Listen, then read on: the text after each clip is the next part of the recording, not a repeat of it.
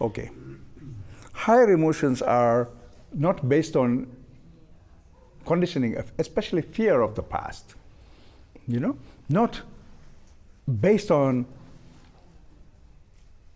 experiences wrapped with fear. So the higher emotions are totally through love. What we say love is very simple. When you are a toddler, when you are a child, when you are a baby, when you are loved and you reciprocated this love, you shared this love with your parents and your environment, your families, and you grew up with no fear. You loved everybody. Everybody loved you.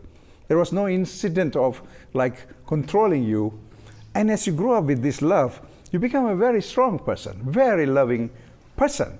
And when you grow up as a loving person, you have an experience of looking at everything as a beautiful experience.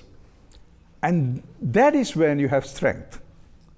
When you are denied from small all this freedom and told that you have to do the right way and the wrong way, you develop fear. I mean, the fear goes more than what I'm talking about, because you go to Freud, and Freud has many levels,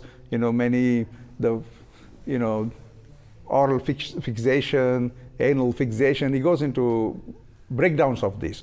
But I'm just talking about, the normal thing.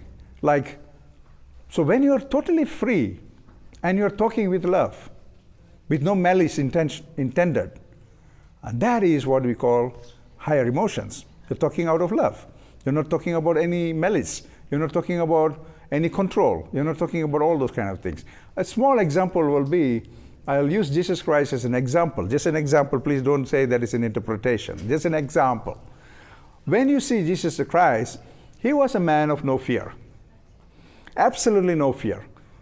And if you, say, met him in the street and gave him a handshake, he might break your arms, because he does not know fear. He does not know anything. If he gives you a cuddle, he might shatter all your sternum, He has no fear. He loves you. He's so compassionate, total love. And so, out of total love, it might even hurt you. That is love. And difference between love and fear? Based from my fear, I will look at his fear and cry along with him. Do you understand what I'm trying to say? So that is what is called emotional benevolence. When you don't find emotional benevolence, you don't find guilt, you don't find all these things, then it's harsh for people with emotional benevolence to hear outside emotional benevolence. Because it's like, I'm not sure what is going on here. You understand?